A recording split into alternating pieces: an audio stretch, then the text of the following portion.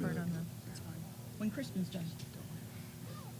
When Kristin is finished speaking her long spiel. Okay. I'll try to keep it brief. Do you have a long spiel? I'm going to try to keep it to be a short spiel. Well, by definition, spiels. Okay. Are we talking? Good morning. Is this a microphone check? You're good. Okay. Peep pop, peep pop. Thank you, Cos. You're welcome. Do you need anybody else to check their mics? No, everything's good. Check, Okay. check, check, check. You hear me? I Check. can hear you. Can you hear me? The internet can hear you too. Okay. So are we ready to take off? You're good to go. We're on. Okay. Good morning. Welcome to all of you. Special thanks to the VaperCon committee for allowing us to hold our meeting here. This is our very first face-to-face.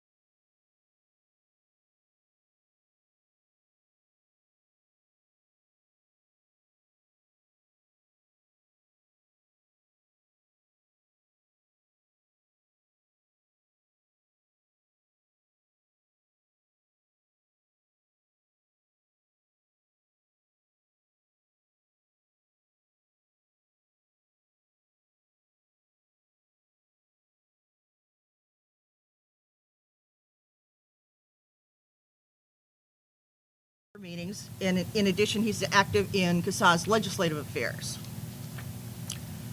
Karen Conley. Karen Conley. Carey is an accountant. She has worked as a senior accounting specialist for a college in New England since 2001.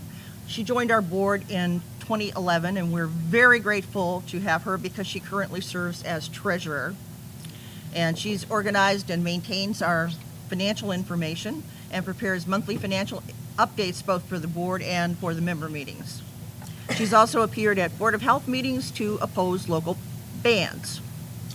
To my right, Kristin Noll-Marsh is a small business owner and entrepreneur from Wisconsin. She owns a successful real estate website and an online store for her hand-finished carrying cases. She was elected by popular vote in 2009 to serve on the original board of directors. She currently serves as vice president.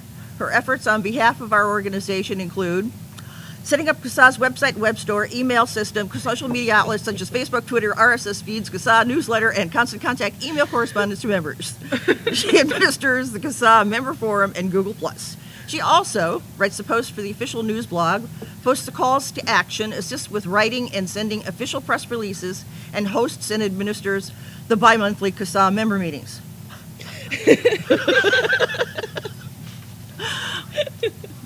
Michael Cozzi is a former nonprofit executive and tobacco harm reduction advocate. His presence in the e-cigarette enthusiast community has been a constant for over 2 years through inspecting and critiquing e-cigarette products from a consumer standpoint. He brings a significant knowledge of the industry to CASAA and acts as the board secretary. Now we have the real Conley, that's Greg Conley. He is also an attorney and currently serves as the law clerk to a superior court judge in Toms River, New Jersey. He joined CASAA's board in February 2011 and currently serves as CASAA's legislative director. I thought it was CASAA's Rockstar, yes. He coordinates CASAA's activities with state and local governments, which includes being in contact with members of the media and coordinating opposition to anti-THR legislation. And our newest board member, Dr. Phillips, spends most of his career as a professor of public health science, real public health, and real science, and now works as an epidemiologic and economic consultant. Did I really say that? and as chief economist for the Humane Society of the United States. He joined the board in 2012 in the role of scientific director, merging his public health research and education organization, tobaccoharmreduction.org, into CASAA. Carl oversees most scientific communication from CASAA. He's the primary author of our new anti-THR lies blog and was the primary architect of our formal complaint against Ellen Hahn. He is involved in redesigning the website and planning to create updated content under tobaccoharmreduction.org. And last but certainly not least, our one and only vendor on the board is Drew Gliem. He's an original founding member who was voted onto the board by popular vote. As the owner-operator of Inhaler.com, he provides a unique insight to the board from a vendor's viewpoint. He currently resides in New Jersey with his wife, 16-year-old son, and 9-year-old daughter. I'm retired from working for a nonprofit scientific research organization called Battelle. I've been vaping since March of 2009, and I'm very active in the whole concept of tobacco harm reduction. And that's about it for who we are. I was asked to give a little bit of history of how CASAA came about. I think we're kind of unique. I've never heard of another organization that was actually founded on an internet forum discussion group. But we started out on ECF back in 2009, right after the FDA started seizing incoming shipments of electronic cigarettes. And we were going, wait a minute, we've tried so hard for so long to quit smoking. We finally found something that works, and they want to ban it. And we said, we have to do something. So we got together. It was probably a horrendously long thread on ecigaretteforum.com. We hammered out what the organization was going to be about and what we were going to have as our mission. And along the way, we learned that e-cigarettes were not the only product that you could use to substitute for smoking traditional tobacco burn cigarettes. We learned about smokeless tobacco, and we decided to expand our coverage to not just e-cigarettes, but also to any kind of a substitute for tobacco smoking. So that's about it for the history. And now we're going to go on and get somebody else to talk because my mouth's getting dry. We're on to CASAA's past activities and achievements. And one of our greatest achievements was the merger with tobaccoharmreduction.org. And Carl Phillips joined the CASAA board. Did you want to say something about tobacco harm reduction now? Not too much. I think as many of you know, that project is one that I and some colleagues started at the University of Alberta, and then I took with me after I left. It's a little bit on the old and creaky side right now with the information not having been updated very much for several years. But as part of this merger, we now have a new impetus to start improving the infrastructure and the information. So that's going to happen soon enough. Okay. And next, another thing that we've been very active is in fighting the indoor use bans, trying to apply taxes to e-cigarettes, We're not increasing. trying to apply them. We're not trying to apply them. We're fighting them, yes. Yes, we Just to fight make that Yes, very clear. that was up front. We are fighting these. Right, okay. Yes. Unless we In addition, also tax increases on other THR products like smokeless tobacco. If you make them as expensive as cigarettes, why should anybody switch? So, and also, I'm going to ask Greg Conley now to give us a kind of a rundown of all the bans that we've been fighting and what our accomplishments have been in that area. Yeah. Again, my name is Greg Conley. I got into electronic cigarettes for a second time after failing with the old cigarette look-alike in 2009. I got back into it in August of 2010 and then started reading the forums again and was appalled when I saw that, if I remember correctly, Seattle was the one big city that was banning e-cigarettes indoors, and that did happen. And I started to do advocacy on my own, disconnected from CASAA, not even thinking about joining them. And then I was asked in February 2011 to join, and I proudly did. And from then on, I've spearheaded a lot of legislative campaigns with the rest of CASAA. There have been some great achievements that we've had. Thank you, Drew. Give me that.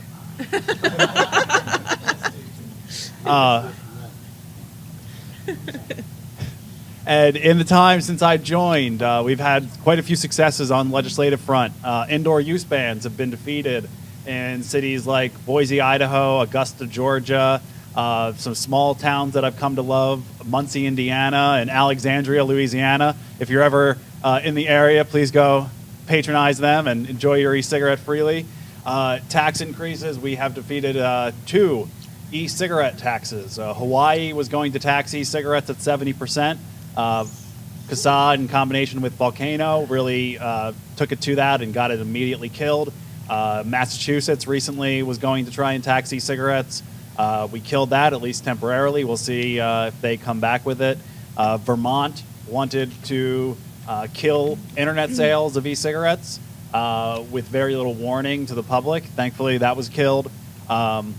Sales bans. What? Yes, sales bans. We have helped defeat 7 or 8 states that have tried to ban e-cigarette sales to adults. Thankfully, we are, at this point, hopefully past that in our history. And last, one of the things that I have done with my legal background is become familiar with Freedom of Information Act law in various states. So I have filed records requests to get emails, all the emails sent by a particular anti or a particular liar in the anti-THR community, and I've taken those emails and I've published them online so everyone can see what actually goes into, what kind of closed-minded, I do not want to look at any evidence that does not support my position, what goes into their thoughts. So I at least was able to get that through a lot of email requests of various people. And it's all because of the CASAA membership that we've been able to have the success that we've had. It's not just us sending an email that gets things changed. It's actually people in a state or people in a town or even people from all over the U.S. that are sending those emails that helps us declare victory in various campaigns we run. So thank you. Thanks, Greg. Wrapping up the discussion of what CASAA's been up to, we were one of the participants in filing an amicus brief in the case of Smoking Everywhere and Soterra Inc. doing business as Enjoy versus FDA. And I don't know, I would hope that most people in this room are familiar with that court case, but it's the thing that kept e-cigarettes legal in the United States. If the FDA had had its way, they would have been considered a drug, an unapproved drug, and said, you can't sell anymore until you've gone through the same process that they went through to have any drug approved by the FDA, which would be many, many millions of dollars and many, many years before it came about. And There would be no VaperCon. No, we wouldn't be here. Also, we've been attending various conferences, the Tobacco Merchants Association. I went to the SRNT meeting, that's a scientific research on nicotine and tobacco. We have appeared at various hearings and meetings. I've testified at the FDA several times, as has Greg.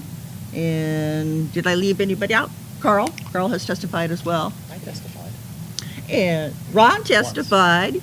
And Julie was, I think, the person who was leading the group in Illinois that managed to push back the ban there. We had a thing in Missouri.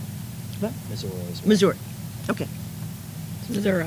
We've learned that being on CASAA board. It's not Missouri, it's Missouri. And while we are going through the contributions of the board members and testifying, I want to recognize the contributions of a CASAA advisor, not a board member, Bill Gottschall of Smoke Free Pennsylvania.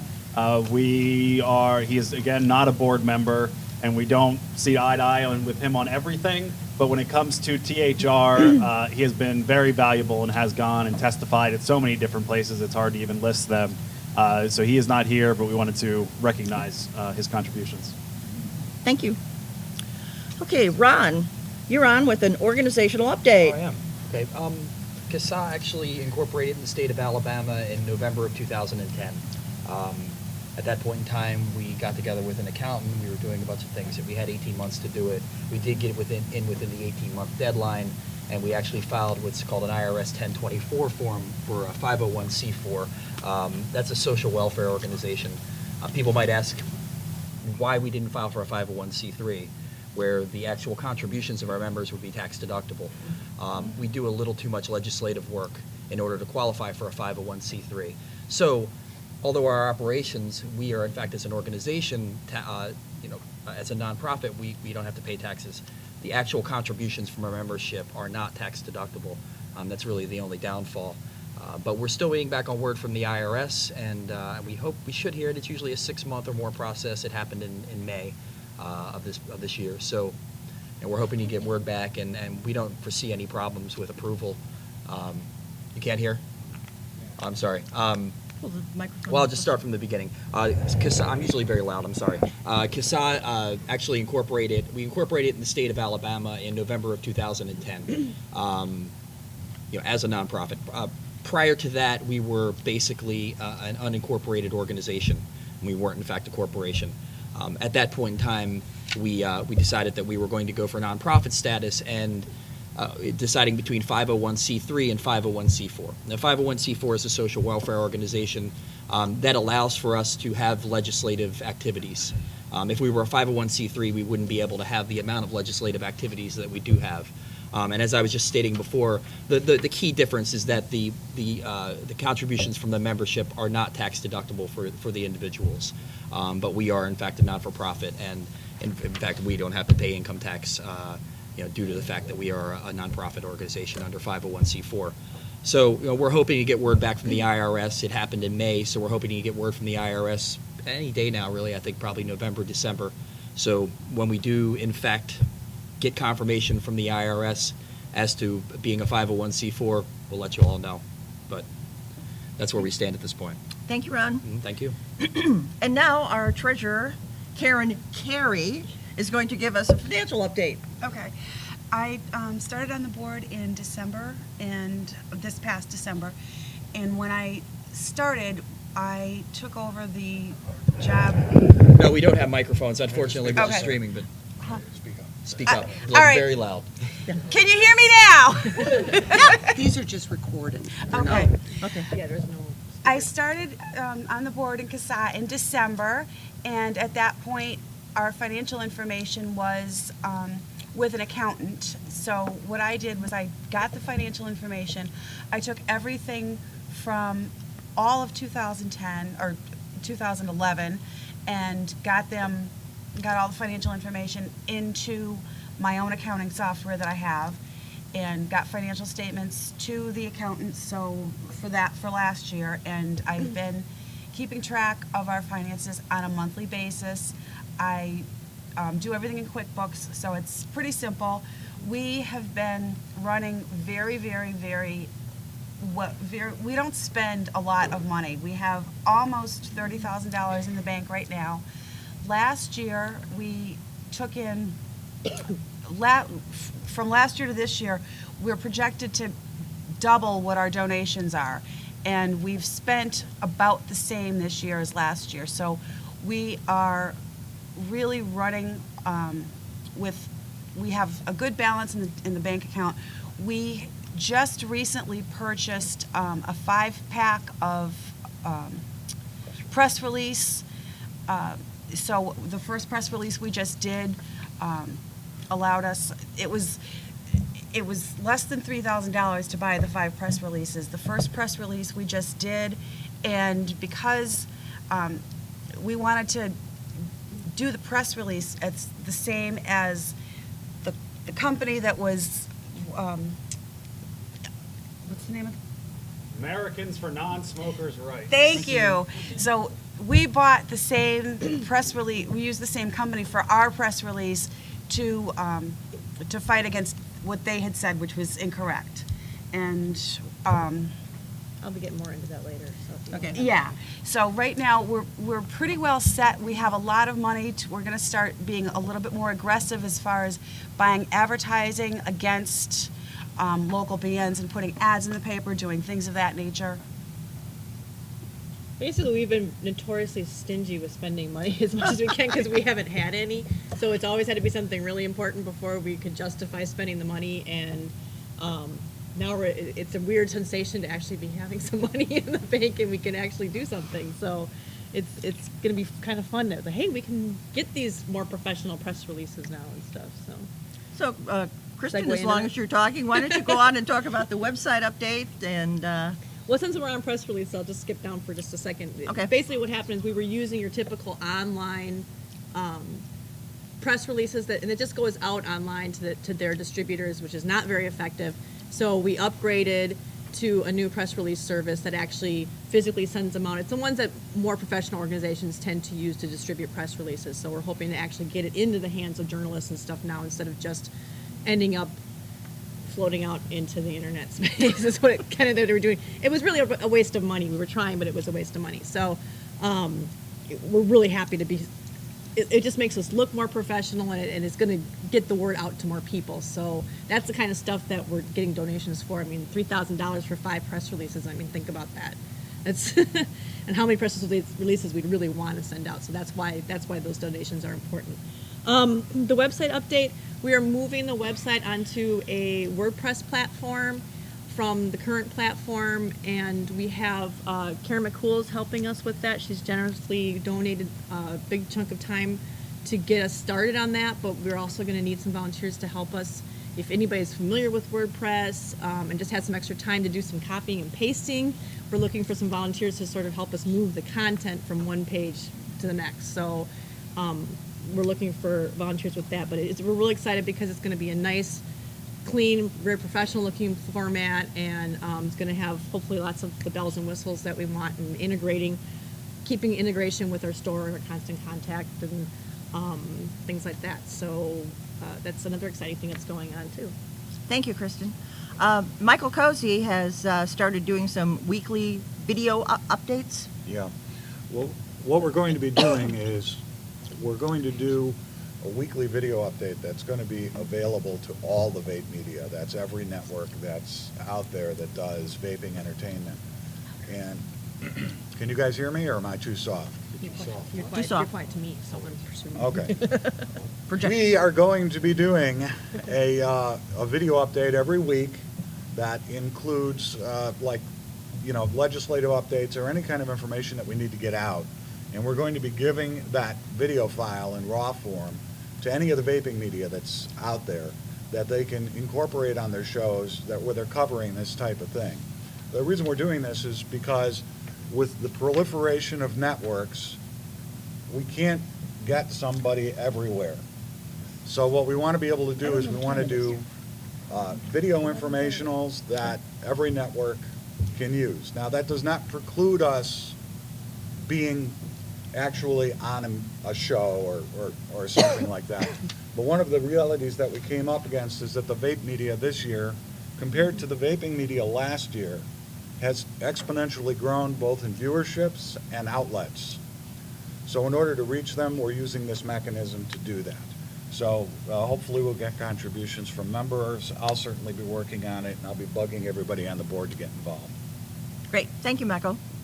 Dr. Phillips now will talk about the new thing that's been started, the anti-THR lie of the day. THR, of course, stands for tobacco harm reduction. Carl, take it away. Hi. Well, I hope most of you who have seen that, including seeing the latest one that I posted yesterday, which is about this gathering, which is actually turns out to be one of my favorites that I've posted on it so far. We started that, I don't know, a month and a half ago or something like that. We have 40-some posts up already, authored by mostly me and also Elaine. Guest posts are always welcome. I mean, from any CASAA member, if you ever have something that you think would fit well there, be sure to let me know. For those of you who might not be familiar with it, it's a new blog. You can find your way to it from our CASAA website easily enough.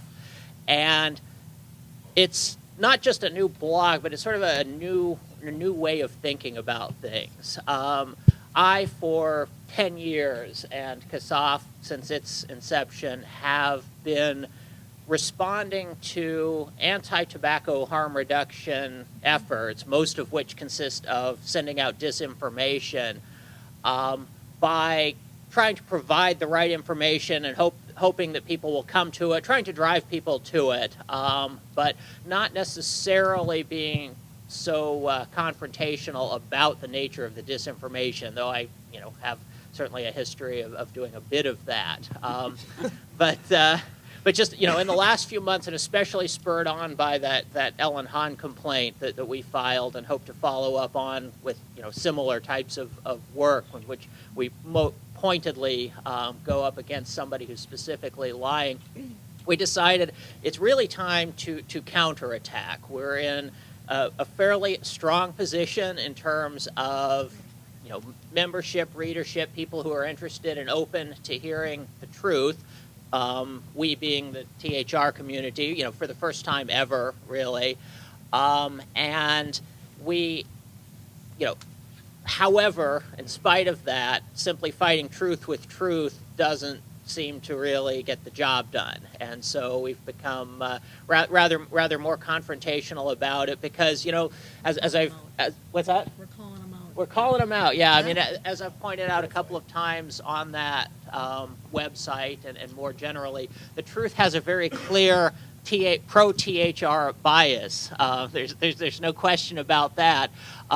If we deal in the truth and challenge the other side when they don't, then we stand a much better chance of that. And so not just a new blog, but sort of a whole new way of doing business, I think. And I think it's really going to be helpful. And one of the things that's great about this community is that we actively study our opponents. Our opponents, meanwhile, it makes them sick to their stomach and gives them a headache to listen to us. So they are, as much as I wish that my friend Dr. Stanton Glantz was here watching us right now and getting some accurate information. Hi, Stan. He is not, and nor is Ellen Hahn, nor is any of the other liars that have gone up and told lies about electronic cigarettes. And so by studying our opponents and getting accurate information out there, we hope that other people who study those people also get that information. Okay, thank you. We're going to be turning the floor over to you folks here for any questions that you might have in just a minute. First, Kristin is going to go down a list of what members can do to help get things going, because we can't do it all. Yeah, I mean, that's the key thing, and it's something that I've said for many years when people say, well, what is CASAA doing? I always have turned it back around and said, I don't know, what are you doing? Because you are CASAA. We're just the board, we're just the organizational aspect of this. We can't do it without you. So that's the really key thing, is that we need people out there giving CASAA the voice that we need and contributing in any way you can. So one important thing we need, if you notice that we do our call to actions, one of the things we also do is we use our constant contact database, which now we finally have everything merged because we were getting names when people were signing up over here and over there. And we have it all into one spot, but we don't have everybody's location. And the key thing that we need is people's location, so that if something comes up, like in Omaha, I was able to go into the constant contact, filter it by state, and all of our members and vaping members and vendors in Omaha popped up. So I was able to send a direct email to them and say, look, something's going on in your state. Because if you get too much from us all the time, you may not. So I was able to put Omaha in the headline and say, this is you guys, pay attention.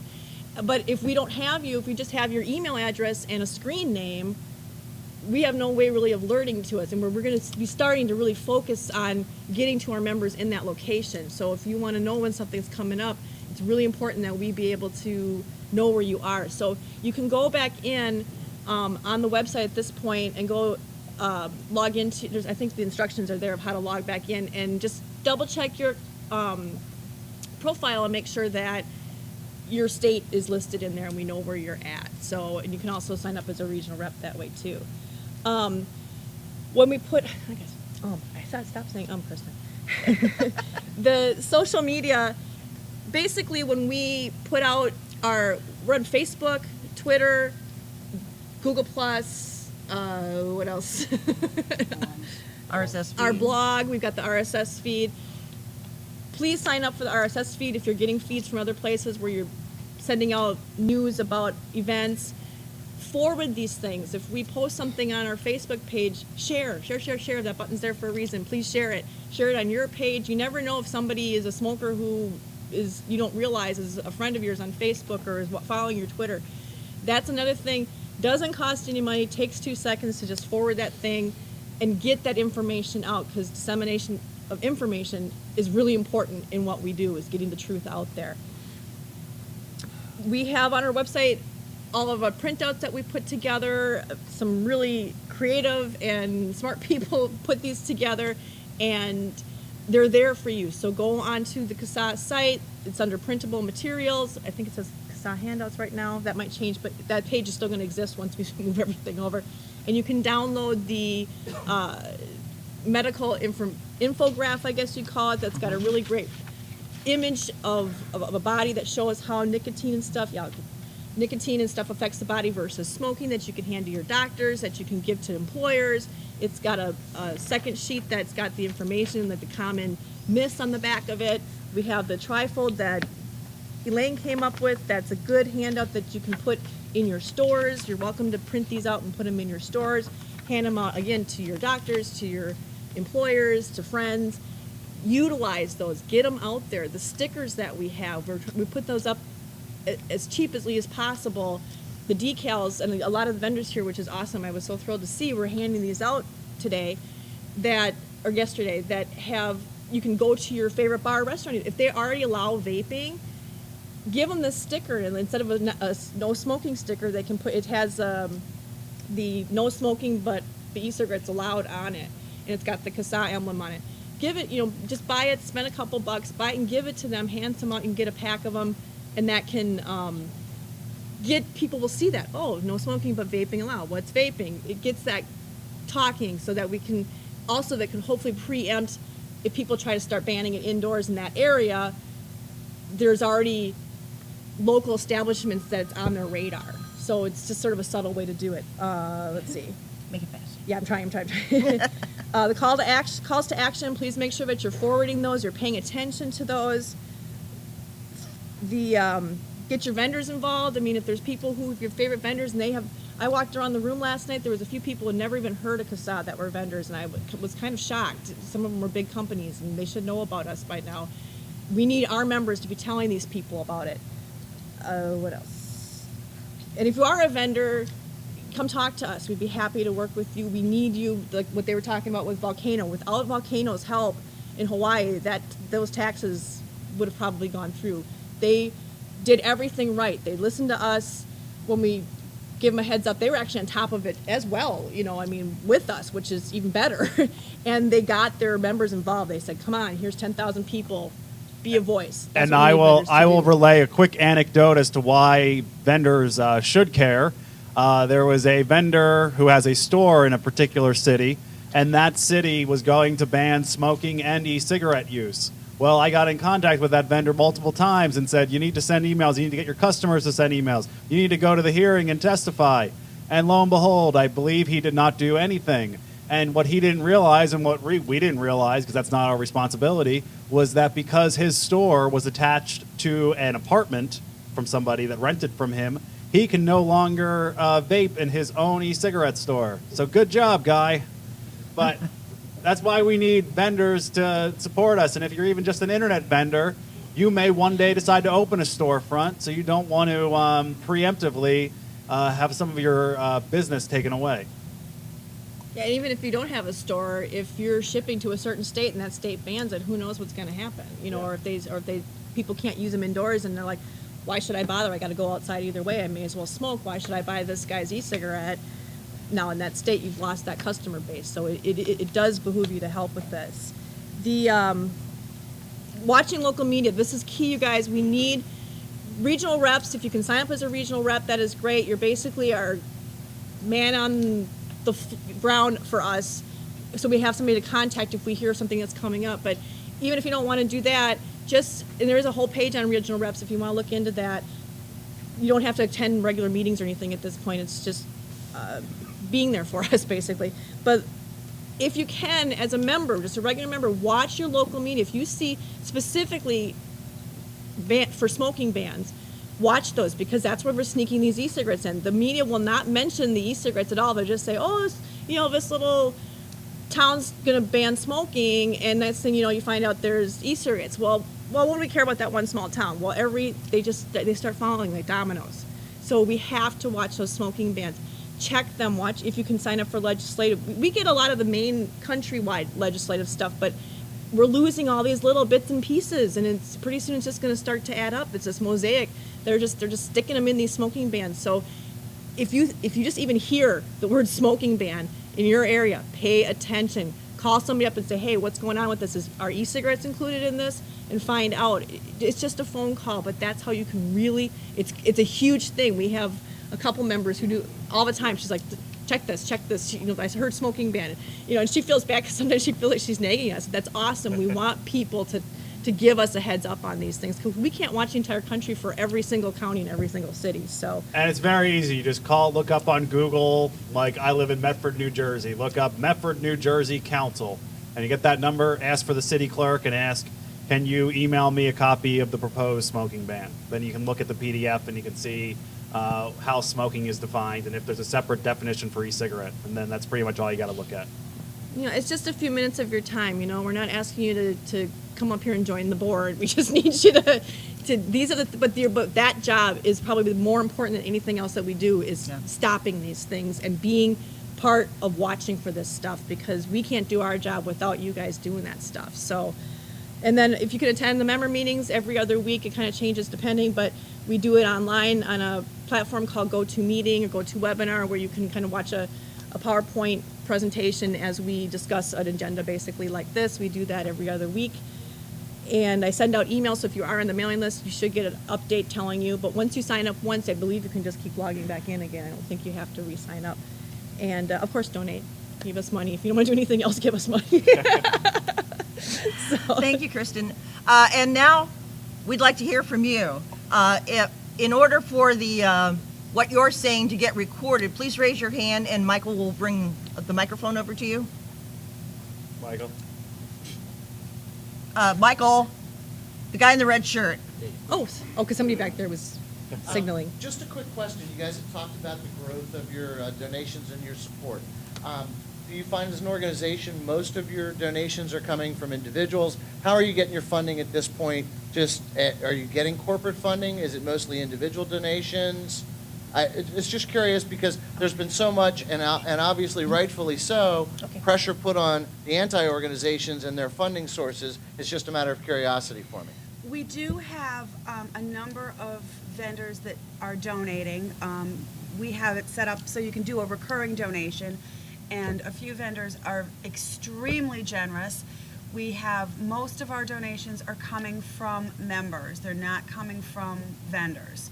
We have No, vendors are members. Vendors are members. Yeah. yes, So it- well, individual members. They're signing up I as mean, vendors, but they're individual indicating who they are. from just regular people, not vendors. Consumers. Consumers. You are regular people. We're not Consumers are. You guys get the idea. You know what I mean? you go. I haven't had enough coffee. The majority of, we actually have a larger recurring donation base than regular donations. So in any given month, we right now are running like $1,700 in recurring donations. So we can pretty much rely on that every month. And the regular donations are running about $800 a month. Just a quick follow-up question to that.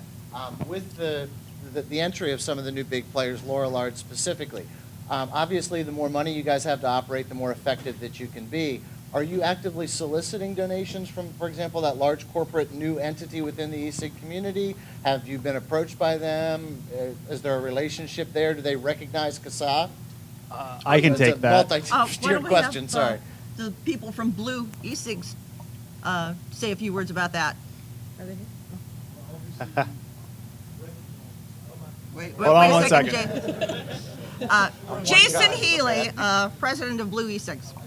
Flew in for it. Well, there's a couple things. Obviously, we're waiting on the accounting and the tax side of things to change. A little louder. But we definitely recognize. We also, it's a fine balancing act.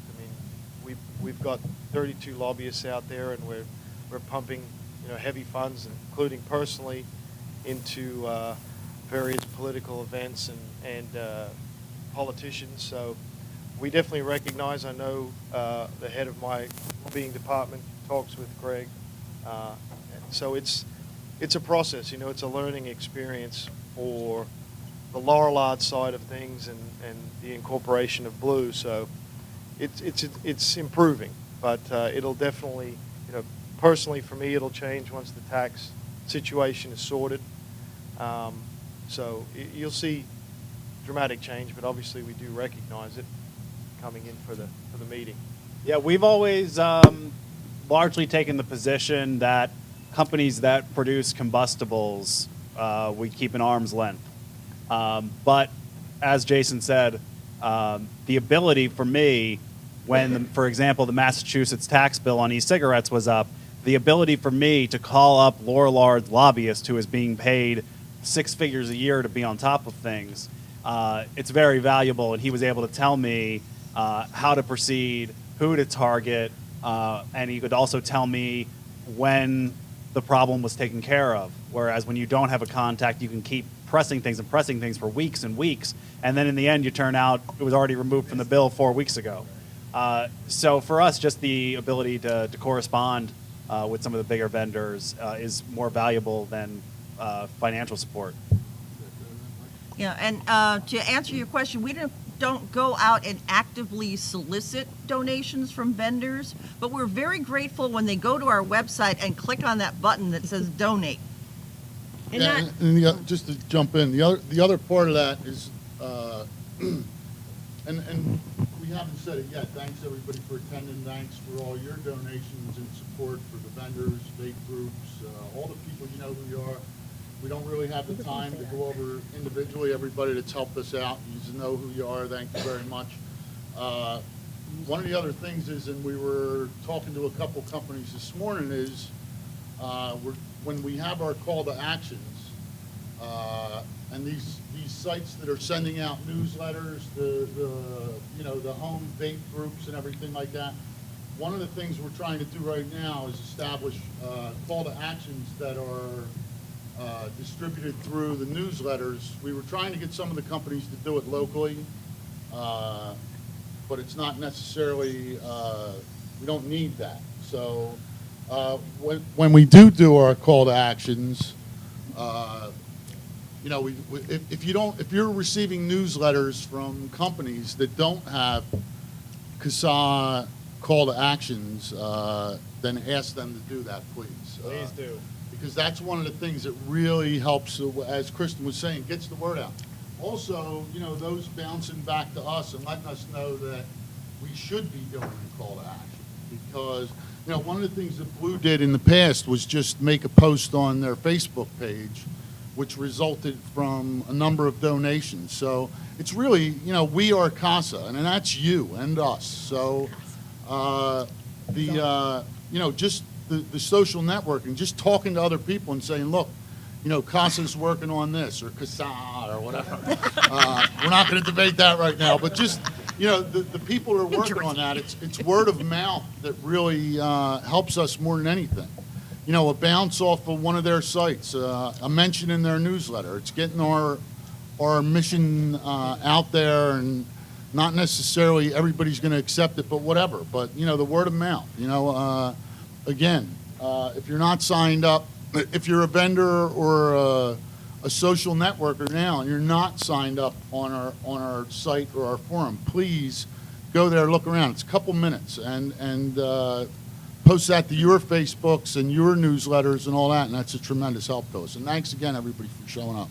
We appreciate it. to be a little more specific to your question, we don't go out and seek it, we don't approach companies and say, hey, will you give us some money? Even our way of getting donations, we could be getting donations from people who are vendors that they just use their name. So there's really no way for us to know. Some people put their company in there, some people don't. We are very adamant about not endorsing any specific products because we do not want it to, we don't want to be like the ants and be like, oh, we care about you. We're not really, don't look at the guy behind the green curtain giving us money, but hey, use gums and patches. Like, we're so paranoid that in the We're so paranoid. website redesign, we are being very careful that if we're going to have photos of people using e-cigarettes, that no one can tell what e-cigarette it is, for example. You know, we're trying to keep, we don't want to get those accusations that we're under somebody's thumb or control, you know. Okay. Well, it's a good question, because I think a lot of people wonder about that. Another question? Okay. I've heard it from two fellow vapors recently that were looking for jobs. Also, insurance companies. When we check non-smoker, what? Because I think there's a lot of ramifications. By one person, a fellow vapor, was called out on that from a major corporation that they thought he was a smoker, and he checked non-smoker. So is there legal ramifications that are going to cascade down into, beliefs? Well, if your company is asking you whether you are a smoker and you check non-smoker, you are not lying. However, more and more companies are asking, are you a nicotine user or tobacco user, which does complicate things. And if a company, unfortunately, a lot of these companies are now making people take tests to determine their nicotine levels. The good news is that it seems like for vapors, it's a little easier to go off of nicotine for a few days than it would be for a smoker to not pick up a cigarette for 3 or 4 days. And I think nicotine leaves the body pretty quickly. So that's going to be. Happen. We're not recommending. Yeah, we're not recommending any. But hey, you quit for 5 days, and there's no requirement for you to go back and report. So yeah, that's a problem. We're hoping that insurance companies start to come around, but it's just so these people do not want to do carbon monoxide testing to only see if somebody's smoked, and so that even winds up banning people or giving higher insurance premiums to people who are using NRTs. So it's an equal problem for NRTs as e-cigarettes. And I just think it creates a stigma. Undoubtedly. Thank you. There's someone was over here. I was just wondering, on that same vein, though, isn't there something that we can do to get to these insurance corporations and all of this to let them know that this is not the same nicotine as what's in a cigarette? Isn't there something as an organization Absolutely, that can with be done? your employer, and what I was saying earlier, we need to get the information, because the employers are the ones who are sort of behind this, because their premiums and what they're responsible for changes. This even bleeds over into life insurance and things like that. Right, that's true. As far as health insurance with businesses, it's not that big of a thing. It is there. It does make them pay more, but when you also go into life insurance, they have the same testing. And I just think there could be something we could do, to start getting that ball rolling in that direction and not just cheating the system. That's an excellent point. And users of low-risk nicotine products should not be having to pay higher insurance premiums. Absolutely. And it's sort of been on my to-do list for a while now to try to do something about that. I actually had the good fortune to talk to a vaping friend I had met who's in the insurance business, so maybe I'll be able to follow up on that a little bit. I don't really know what the levers are for affecting that. I just don't, despite having worked. Yeah, but no, it's private. I mean, but despite having worked around healthcare financing for a good part of my career, I'm not even quite sure how you work your way into that. Anybody who has some insights about that, please talk to us or me. And like I said, it's on the to-do list, but it's a long to-do list.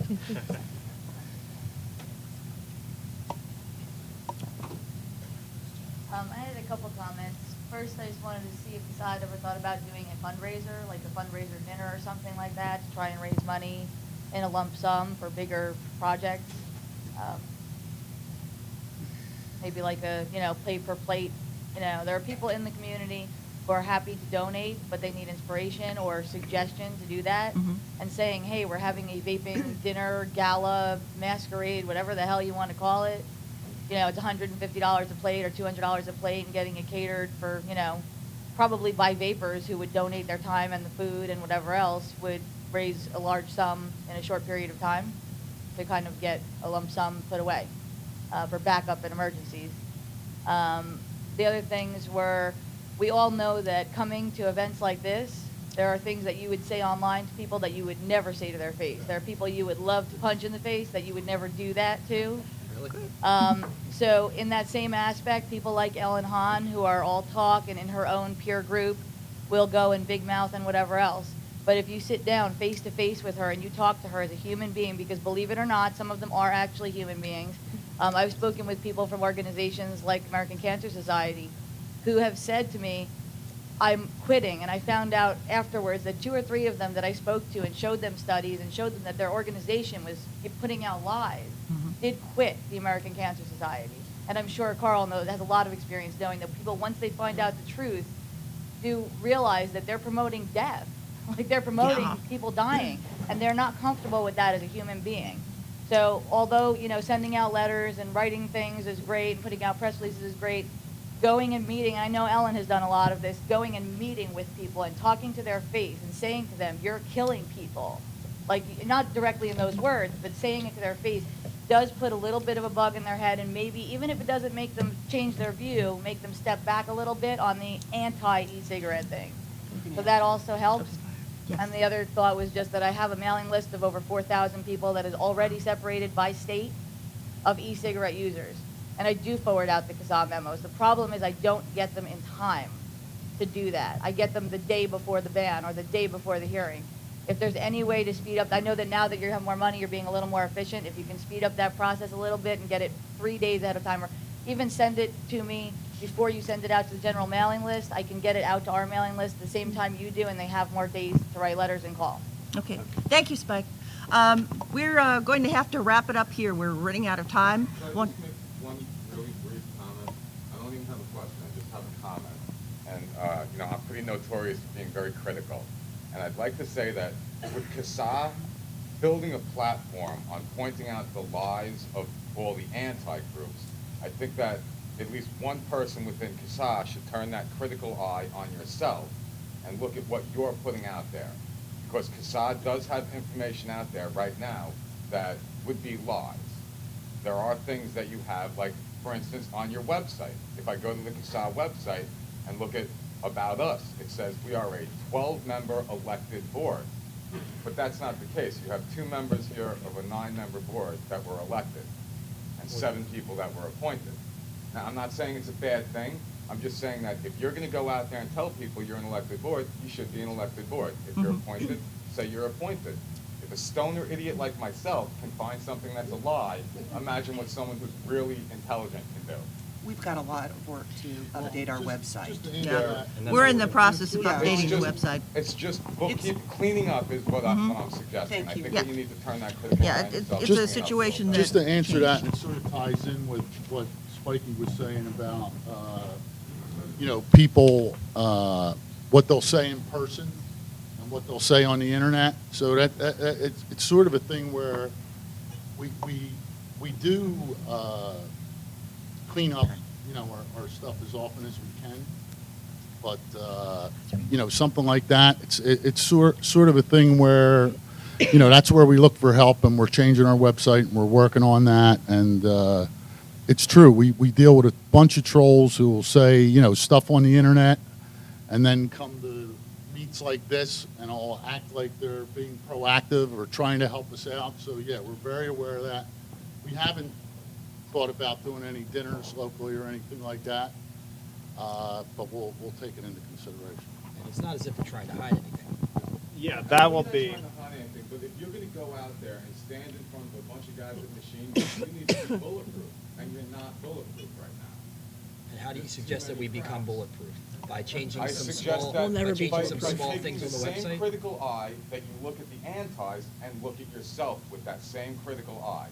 It would be really helpful Take- if you would just send us an email letting All us right. know the errors. Just so everybody knows, I don't think the website has been updated to note that I'm no longer in St. Louis, I'm in Des Moines. I don't know whether that's a lie. No, I mean, we're in the process of updating the website.